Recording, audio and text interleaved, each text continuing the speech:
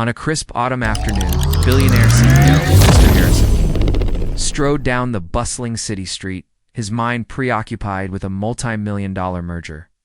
His sharp, expensive suit contrasted starkly with the world around him, a world he barely noticed.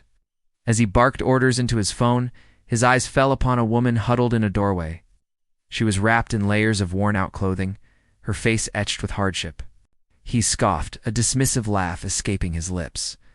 "Get a job," he muttered, shaking his head at what he saw as a blight on his perfect city. He was about to walk past when a gust of wind snatched a piece of paper from his briefcase. It was a letter, the last one his mother had written before she passed away. He'd carried it for months, unable to bring himself to read her final words. The letter fluttered through the air and landed right at the homeless woman's feet. Harrison rushed over, annoyance flashing in his eyes. "Give that back," he demanded, his voice cold and sharp. The woman, whose name was Sarah, looked up. Her eyes, though tired, held a surprising clarity. She picked up the letter, her fingers gently brushing the aged paper. "It's from your mother, isn't it?" she asked, her voice soft but steady. Harrison was taken aback. How could she possibly know? He snatched the letter from her, but his curiosity was piqued. "What's it to you?" he snapped. Sarah simply smiled a sad, knowing smile. "I used to read to her," she said. "In her final days at the hospice, she talked about you all the time. She was so proud of you, but she worried you'd lost your way." Harrison froze, the city's noise fading into a dull roar. He stared at Sarah, truly seeing her for the first time. He remembered his mother mentioning a kind volunteer, a woman with a gentle voice who read her favorite novels. He had dismissed it as unimportant, just another detail in the fog of his grief and ambition. Could this really be her? My mother. She couldn't see well at the end, Harrison said, his voice barely a whisper. She said she couldn't write anymore. Sarah nodded. "She dictated it to me," she explained. "She made me promise I would find you if she couldn't give it to you herself. She was afraid you wouldn't open it," she said. "You always put work before everything else." A wave of shame washed over Harrison. He looked down at the unopened letter, his hands trembling slightly. All this time, he'd been carrying his mother's last words, too busy to. Important to read them. And here was the very person his mother had entrusted with her final message. Living on the streets he so carelessly walked. "Why didn't you tell me?" "Why are you here?" he asked, gesturing vaguely at her surroundings.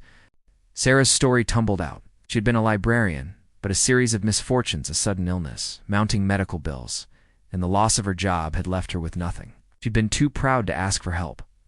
Finding solace only in the books she loved and the small kindnesses she could offer others. Like reading to an old woman in a hospice. Harrison's world tilted on its axis. He had built an empire on calculated risks and ruthless decisions. But he had failed at the one thing that truly mattered, honoring his mother's memory. He looked at Sarah, at the dignity she held despite her circumstances, and saw a reflection of his own failure. "Read it to me," he said, his voice thick with emotion. "Please?" Sarah's gaze softened. She took the letter, and, in the middle of the noisy sidewalk, her clear, gentle voice brought his mother's words to life.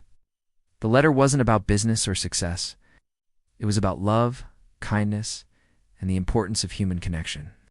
His mother wrote about her fears for him, that his wealth had built walls around his heart. She urged him to find joy not in numbers on a balance sheet, but in helping others. She ended by asking him to find the kind woman who read to her, Sarah, and thanked her for her compassion. Tears streamed down Harrison's face, washing away years of arrogance and indifference. He had laughed at this woman, judged her without a second thought while she held the key to his own redemption. The letter was a map, not to greater wealth, but back to his own humanity. He looked at Sarah, no longer seeing a homeless person, but a messenger, a teacher. "My mother was right," he said, his voice choked with unshed tears. "I lost my way. Thank you for finding me." That day, Harrison didn't just gain his mother's final words. He gained a new perspective. He invited Sarah to his office, not out of pity, but out of genuine respect. He learned about her life, her love for literature, and her dream of opening a small community library. Inspired, Harrison didn't just give her a handout. He gave her a hand up. He funded her dream, creating the Eleanor Harrison Community Library and Outreach Center, named after his mother. Sarah became its director, her passion for books and people, finally finding a home. The center didn't just offer books. It provided job training, counseling, and a safe haven for those who, like Sarah, had fallen on hard times. Harrison became a regular volunteer, shedding his expensive suits for comfortable clothes, spending his weekends reading to children and talking with people from all walks of life. He discovered a richness he never knew existed, a wealth that couldn't be measured in dollars. His company's mission statement changed, incorporating a new focus on social responsibility. He started foundations, funded shelters, and championed programs for the homeless. He found that the more he gave, the more he received in return, not in money, but in purpose and connection. His laughter was no longer dismissive and cruel, but genuine and warm, echoing in the halls of the community center he helped build. He often thought back to that day on the street, the day a gust of wind and a homeless woman's kindness changed his life forever. He learned that everyone has a story, and that true wealth lies in taking the time to listen. The letter from his mother was his inheritance. Sarah was the one who delivered it, reminding him that the greatest legacies are not built of stone and steel, but of compassion and love. Thank you for watching. Remember to be kind, and you might just change a life, maybe even your own.